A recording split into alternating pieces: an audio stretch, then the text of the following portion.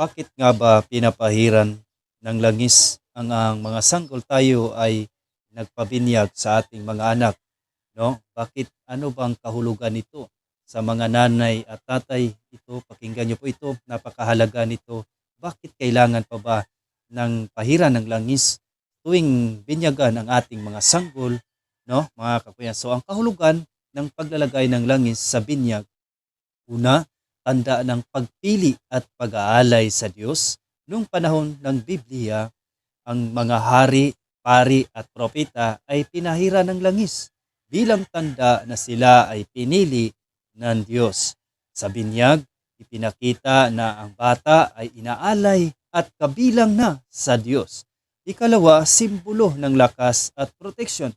Ang langis ay tanda rin ng lakas laban sa kasamaan at tukso. Ipinakita nito na ang bata ay tutulungan ng Diyos na lumago sa pananampalataya Kristiyano.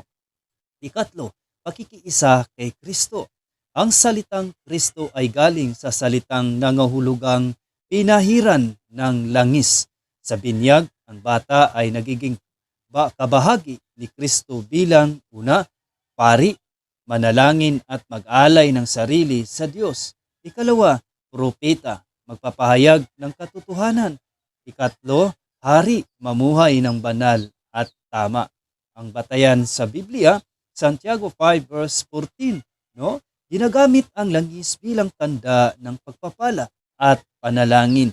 Unang Samuel 16 verse 13, si David ay pinahiran ng langis bilang tanda ng pagpili ng Diyos. Ayon sa turo ng ating inang simbahan, sa simbahang Katolika, ayon po sa Catechism of the Catholic Church, paragraph 1241, ang pagpapahid ng banal na langis ay tanda na ang nabinyagan ay kabilang na kay Kristo. Kaya napakahalaga, mga kakuya, ang banal na langis, ito ay tanda natin na pakikiisa kay Kristo, pari, propeta, at hari. So ano daw ang kahulugan ng salitang Kristo? Ay galing sa salitang nangahulugang pinahiran ng langis. Sa binyag, ang bata ay nagiging kabahagi ni Kristo bilang, uulitin ko, una, pari, propeta, hari. Kaya nga hindi na natin pag-aari ang ating mga anak sa tuwing sila ay nabinyagan dahil sila ay pag-aari na ng Diyos. So ang gagawin natin ng mga magulang, i-guide at turuan natin sila